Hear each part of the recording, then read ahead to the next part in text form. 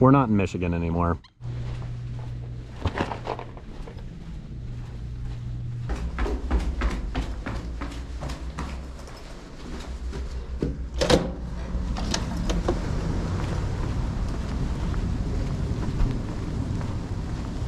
Oh, it's fogging up my lens. Look at that. Daiwa Presso Travel Ultralight. That's cool. 6 foot. 6 foot? Yeah, 6 foot, 4 pieces. So, a little bit of context here. I am in Florida for a work trip, and I happen to have a little bit of time this evening. Now, I fly out tomorrow, so it's this evening is all I've got. And I brought my travel rod because you never know. And I've got a coworker, Dave, who actually also makes YouTube videos. He's a little earlier on in his channel history, we'll say, but he does a lot more bass fishing with frogs and that sort of stuff. So I'm gonna try to ultralight fish. I'm literally at this little pond outside of the hotel I'm staying at. No idea. I saw some bluegill in here earlier. I figure I can catch some fish. Why not? I'm just gonna use a real light 1/64 ounce mule jig because I want a nice slow rate of fall. Probably gonna be fishing mostly shallow water, I imagine. Ah, feisty little bluegill is trying to eat this thing, but they can't. It's probably really small. But the good news is there are fish that are willing to bite. Now, how do I get them to eat? There he is. Oh, eat it. Short strikes, man. Probably need to stop fishing for this fish because it's probably 2 inches long. This is where I saw some bluegill earlier. So I'm gonna trade Dave's spots and see if we can't get one of them.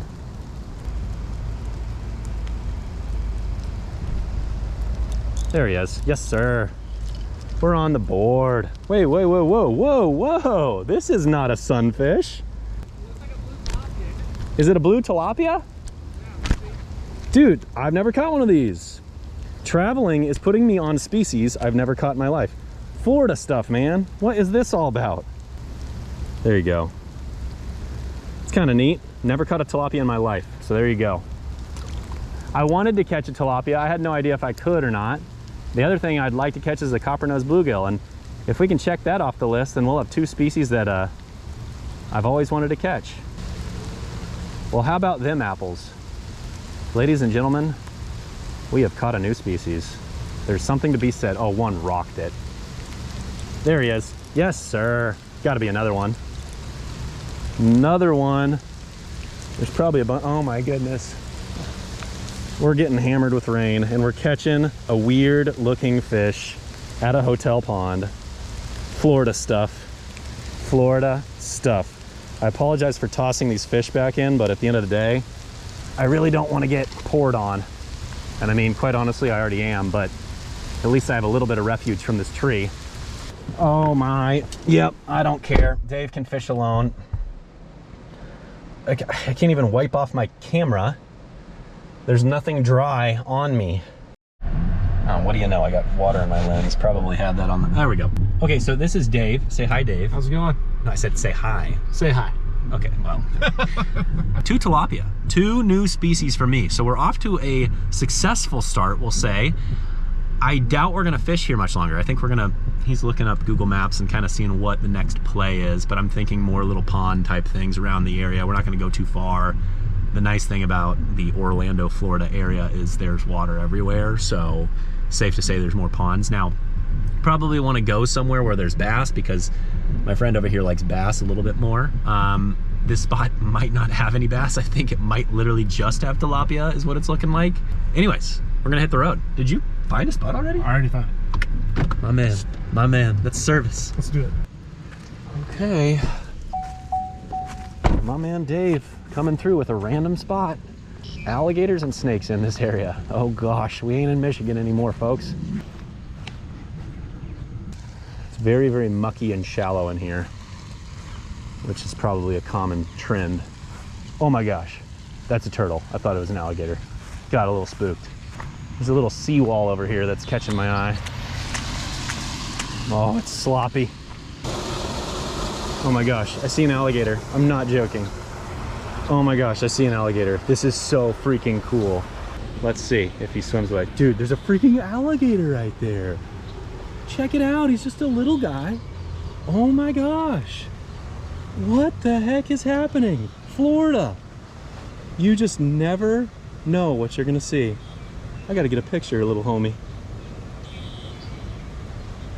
Dude, that's so cool. Well, my day has officially been made. I don't care if I catch a dang fish. I just saw an alligator hanging out. That is absolutely awesome. Funny thing is, if I catch a fish next to this alligator, the question is he gonna try to eat the fish? I don't know. I don't know. There's definitely fish hanging out there. They are short striking. Got you. I got you. I got you. I got you. What are you? What are you? That's a bluegill, but look at the colors on him. Much different than what the colors look like in my waters. Got a lot more like orange on the tail. Just a little juvenile bluegill. See you, buddy. Throw him away from the gator. I don't want to give the gator a snack because I'm going to train him that people give him snacks, and I don't want that gator to feel that way because then he's going to come up to people. It's like ducks at ponds. Man, ducks at ponds chase me all around. They're always like, give me bread. Like, I ain't giving you bread. Number one, it's bad for your stomach. Number two, you're gonna be pestering everyone for bread. And yet, people do it all the time. Oh, got you. I got a chicken nugget for you, gator, but I am not gonna give it to you. Okay, it is another dinky gill. This place obviously has small bluegill in it. Probably an overpopulation of tiny ones is my guess. Usually when you start catching fish this small, there's gonna be an overpopulation situation. This fish has a really big mouth though. This is definitely a hybrid of some type. Look at how big this mouth is in relation to this fish's body.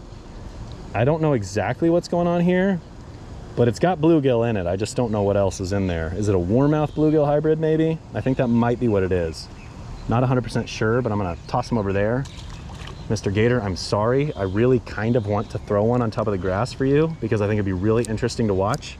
But again, we don't want to create bad behavior among the local gators. You just don't understand how fired up I am right now. There's another fish. Oh man, what's this one? Is this just like a, this one's really dark. It's got that same kind of orange color to its tail. I got some fish here. I saw a gator. I'd say this was a totally successful mission for me. Spot number 3, another random pond.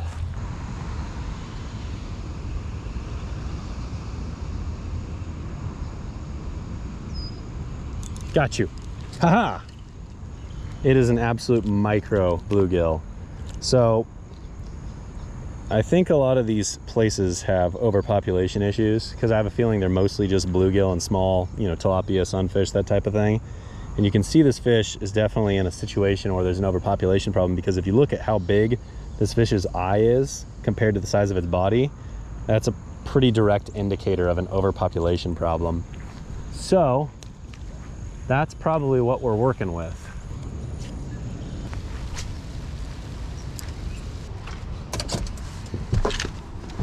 Oh, look at this little tiny thing. It's got a bridge going over it. This looks interesting.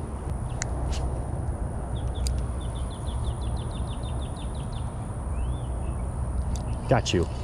What are you? A little bit more size of this one. How about them apples? There's a straight up, that's a copper nose. That's a copper nose. Look at that fish. The coloration on this fish is so neat. There you go. That's not your typical Michigan bluegill right there.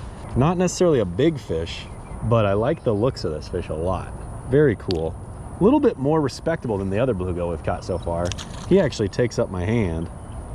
We've caught a fish in every single pond we've made a cast in. So there's something to be said about that, I'm telling you guys.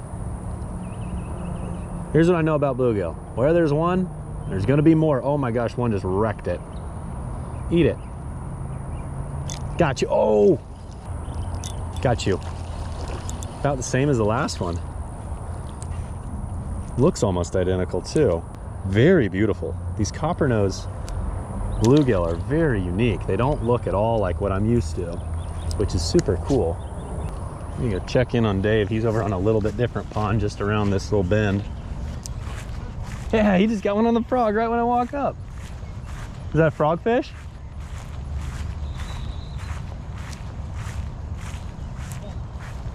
That's a good one. Live action. Hey, that's a good one, bud. There you go. On the jig, huh? Yeah. There you go. Not too bad. Hey there. Okay, so this pond has fish. Yeah, they're busting all out.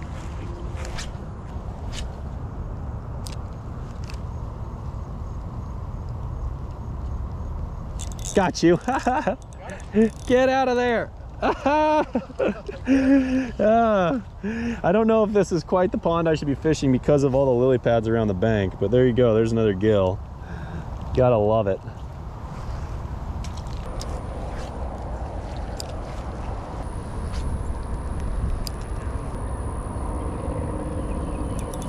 He hooked himself.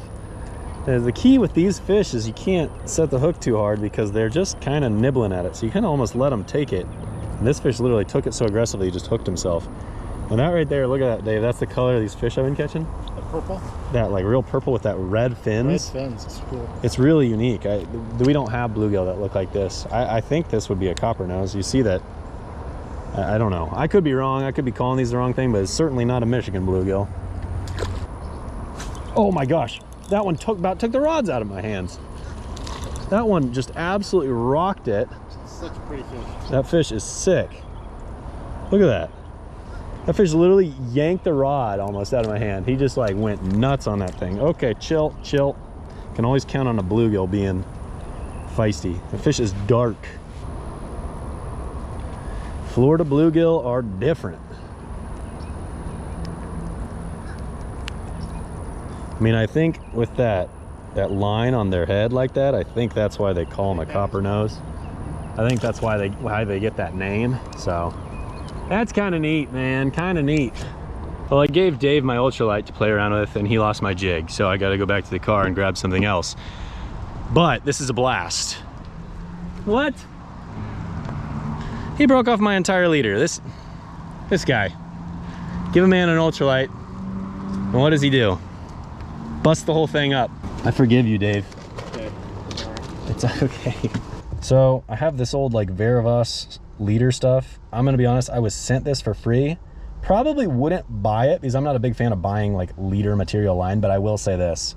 The fact that they design it like fly line and it's so low profile, it is pretty great. This is 6-pound fluoro. I've also got a 4-pound fluoro as well. Not sure what the difference in these types of lines is, but I can tell you, I really, really like the fact that this is so portable. So probably could just, honestly, you could probably just use fly line a lot of times, like fly leader, but anyways, I have this. It's nice for the on-the-go stuff and flying. I don't want like a big spool of line, so it's kind of nice to have a little leader material like this. There you go. True Chartreuse 1.2, mule minnow, and a 1/64th mule jig. Let's go. Oh my gosh, that fish hammered it. For being so small, I don't know how he about knocked the rod out of my hands. But they're aggressive here, my friends. And it may not be big, but they're aggressive. Got you. Okay, what's the deal? Why are they getting smaller? Absolute micro.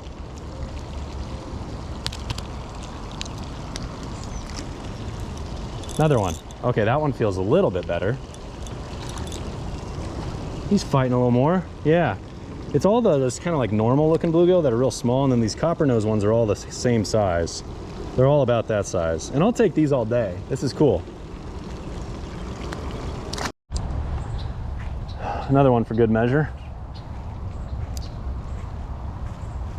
What are we gonna catch here? Anything? Don't have much fishable water. Oh my gosh. He wants to be big. I don't know that he's definitely my best gill of the day. That's for sure. Florida definitely has bigger fish, but respectable fish. The vertical bars on these bluegill down here is just very pronounced. See, buddy. Oh, that was not a great release. Sorry, bud.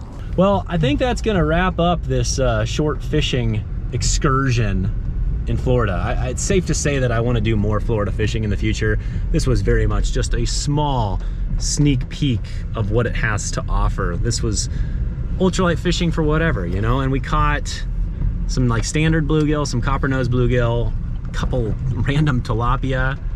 I actually never landed a bass on camera. I did technically catch a bass earlier, But multi-species fishing, and I gotta be honest, I told Dave earlier, I'm like, I wanna catch a tilapia, and then I told him later, I'm like, I would like to catch a copper-nosed bluegill, and we did both those things. So definitely a successful trip, new species for my life list, we'll call it. So which is really cool, because when I was in New York, I obviously caught a couple of fish that I had never caught before with the bullhead and the redfin pickerel, which was really cool.